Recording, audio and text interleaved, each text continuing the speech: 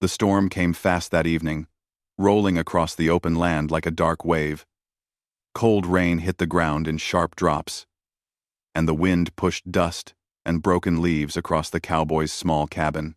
Wyatt Turner had spent the whole day repairing a fence line on the far end of his ranch, and by the time he reached the cabin, his coat was soaked and his boots heavy with mud. He built a fire, hung his coat near the hearth, and was about to make coffee when he heard a soft knock at the door.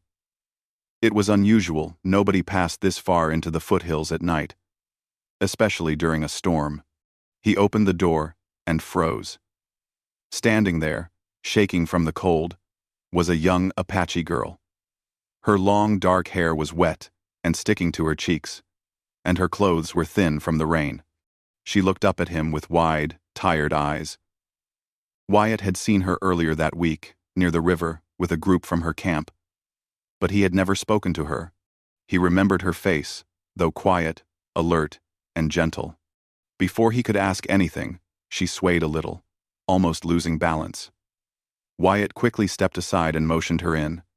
She walked slowly, holding her arms around herself as if trying to stop trembling. Wyatt shut the door and added more wood to the fire. "You're freezing," he said softly. "Sit closer to the fire. You can warm up here." She didn't argue. She just moved closer, kneeling near the warmth. Her fingers stretched toward the flames. Wyatt noticed how worn her moccasins looked and how her clothes were patched in several places. She looked like she had been through a long journey. He didn't want to overwhelm her with questions, so he gave her space to breathe and settle down. After a minute, she spoke. Her voice, quiet but steady. "My name is Nia." Wyatt nodded. "Wyatt Turner." Another gust of wind slammed against the cabin walls, making her flinch a little. Wyatt poured hot water into a metal cup and handed it to her. She held it carefully, warming her hands on the sides before taking small sips. Her eyes closed for a moment, as if the heat traveled through her whole body. Wyatt watched her with calm patience. He assumed she only needed a warm place to stay for a few hours, maybe until the storm passed. She looked young, tired, and far from home. It made sense she needed shelter.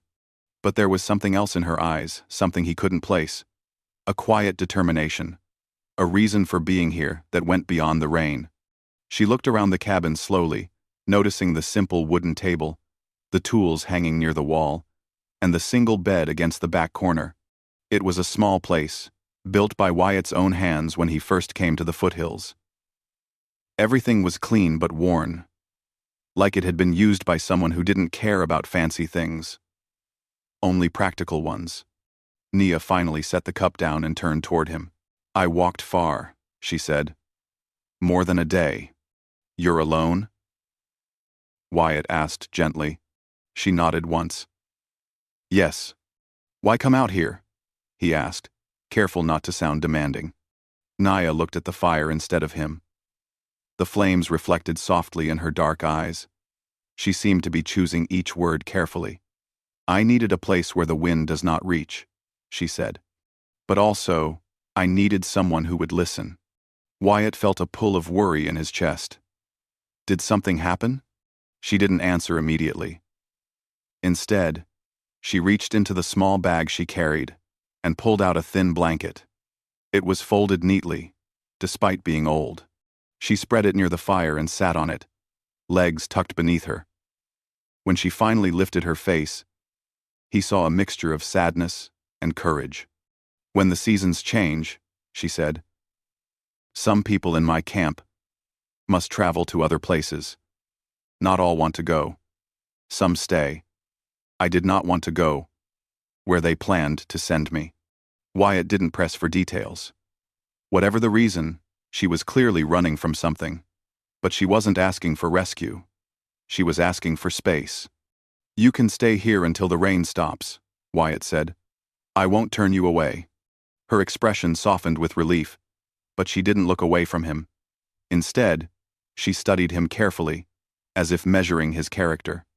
"You think I came only to warm my hands," she murmured, almost to herself. Wyatt blinked. "Is that not why?" Naya shook her head slowly. The cold brought me here. But it is not the cold I wish to escape. He frowned slightly, not out of frustration but curiosity. Nia spoke in layers, like someone who had learned to be careful with her truths. She looked young, but her eyes carried the weight of someone who had seen much more than she should have. Wyatt went to the shelf and brought a clean towel, handing it to her. She used it to dry her hair, which fell over her shoulders in soft, tangled waves. Her hands were graceful and steady, even though she had been shaking earlier. Once she finished, she folded the towel neatly and placed it beside her blanket. "You must be hungry," Wyatt said. He took out bread and beans, warming them over the fire. When he handed her a plate, Nia accepted it with quiet gratitude.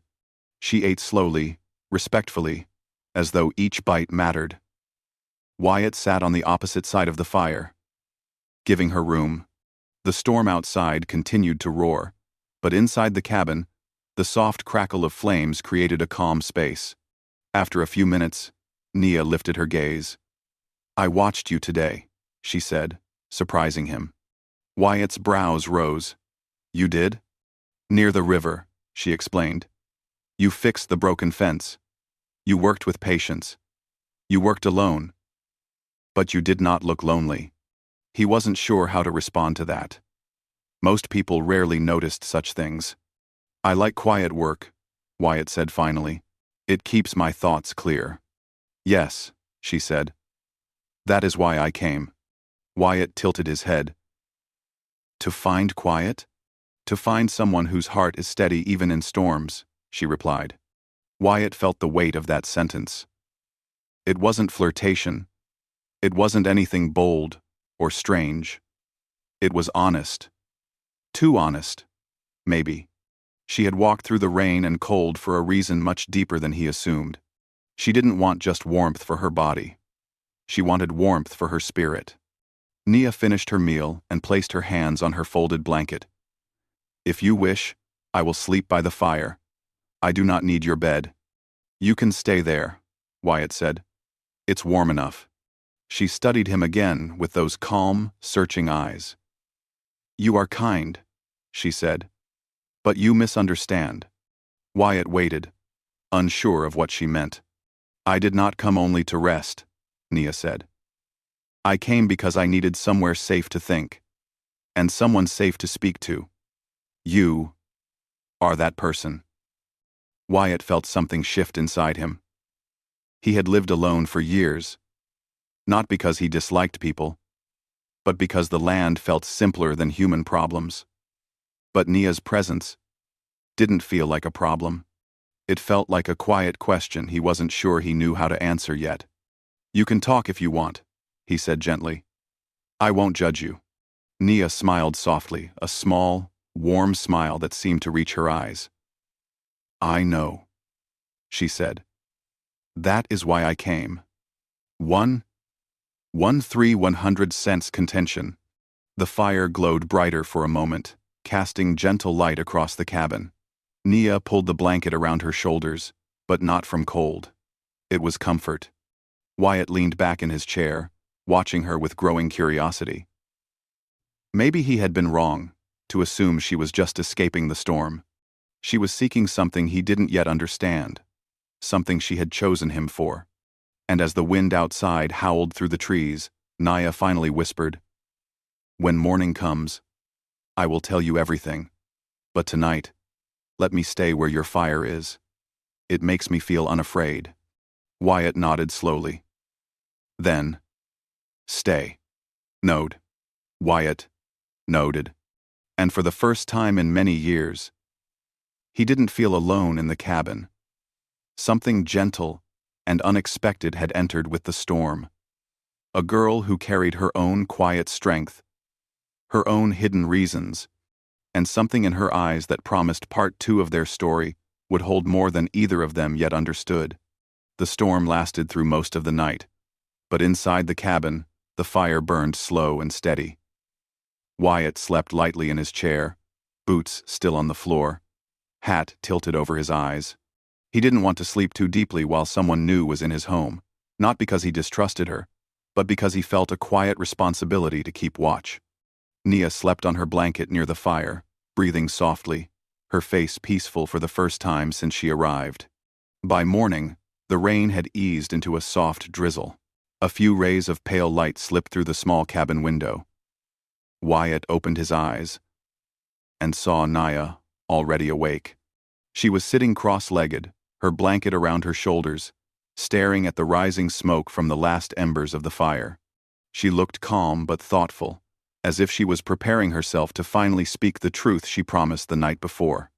"Morning," Wyatt said gently. She turned her head and gave him a small smile. "Good morning. Did you sleep well?" he asked. "Better than I have in many nights," she replied. Wyatt set water to boil for coffee. He didn't want to rush her into explanations. People talked more easily when they felt safe. Nia watched him with quiet interest. She noticed his careful movements, the way he checked the pot, the way he swept some ashes from the hearth. She seemed comforted by his steady rhythm. After a few minutes, she said, "I told you I would explain." "Yes," Wyatt replied softly. "When you're ready." Nia adjusted her blanket, drawing a slow breath. "My people are preparing to move toward the southern valley. Some of the elders believe that I should go there to live with another family. Do you want that?" Wyatt asked. She shook her head firmly. "No. That life is not for me. They chose it because they think it suits me. But I wish to choose for myself." 8. Wyatt nodded with understanding. "Everyone deserves that." Nia looked grateful for his calm, simple response. Many others might have judged or questioned her deeply. Wyatt didn't. He only listened. "I knew the storm was coming," she said. "But I walked anyway. I followed the path that led toward your ranch. I remembered how you worked by the river, how quiet and patient you were. I thought, perhaps you would not send me away." "You thought right," Wyatt said. Nia warmed her hands near the fire's remains.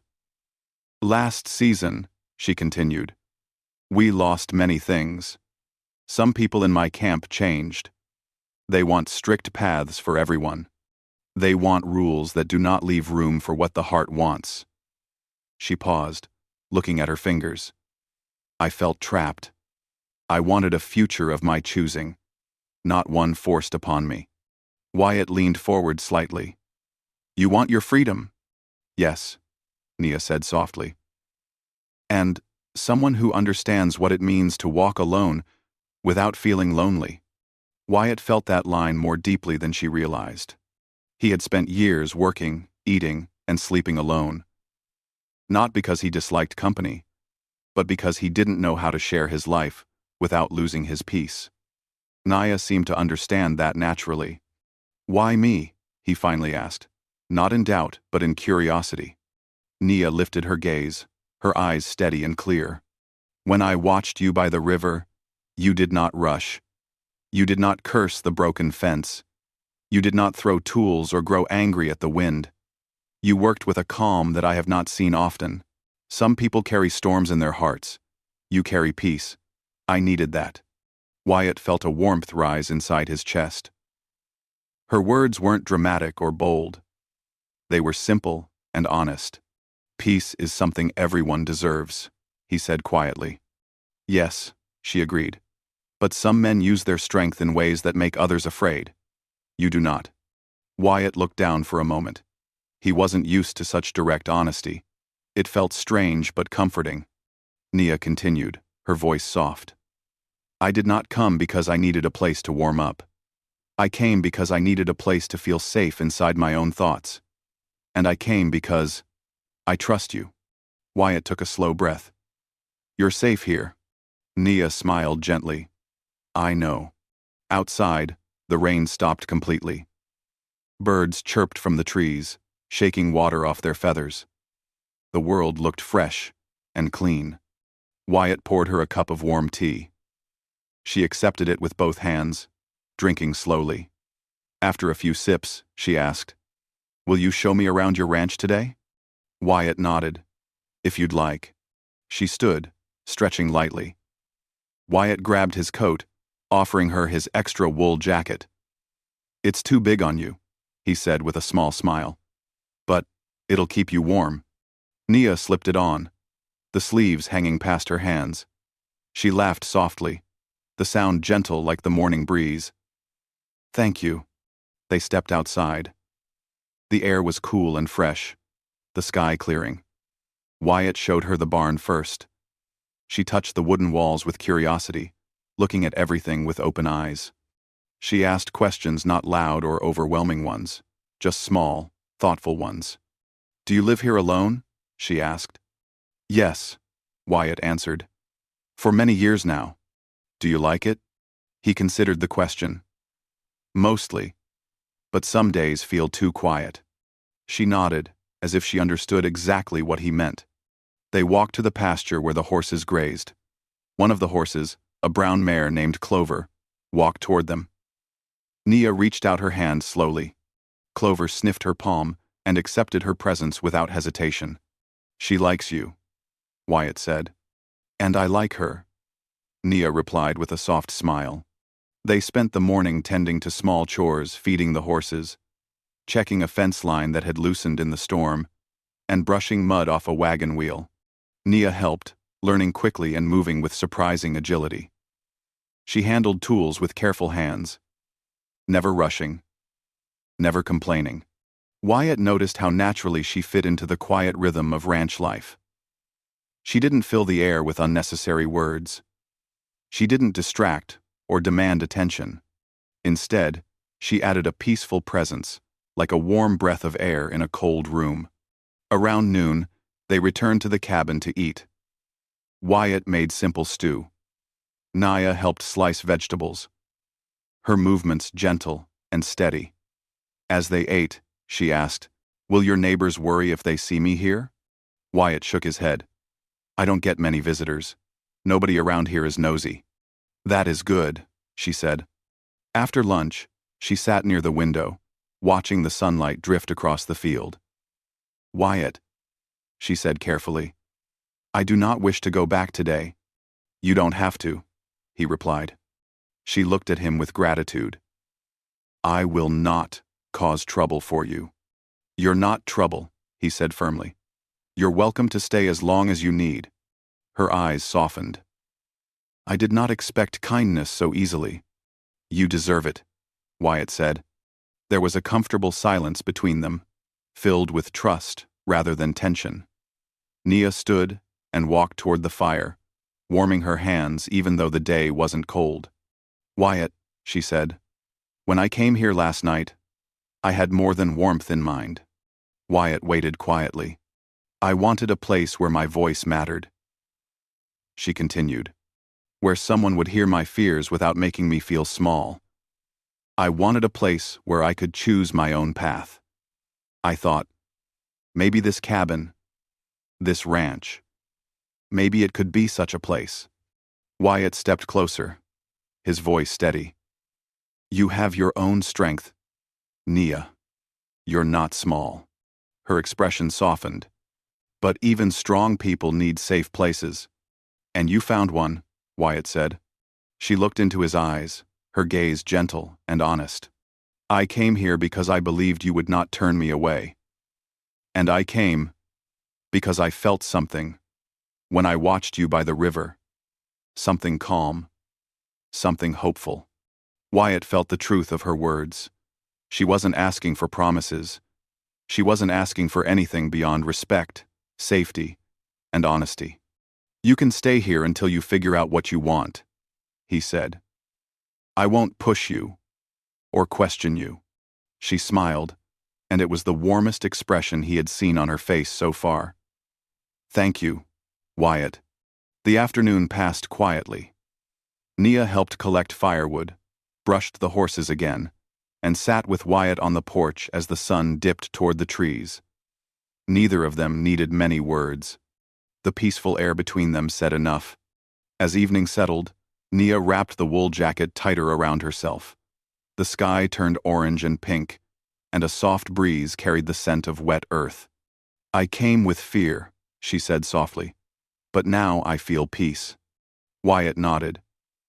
"Sometimes people find what they need in unexpected places. And sometimes," Nia added, "they find it in unexpected people." Wyatt met her eyes.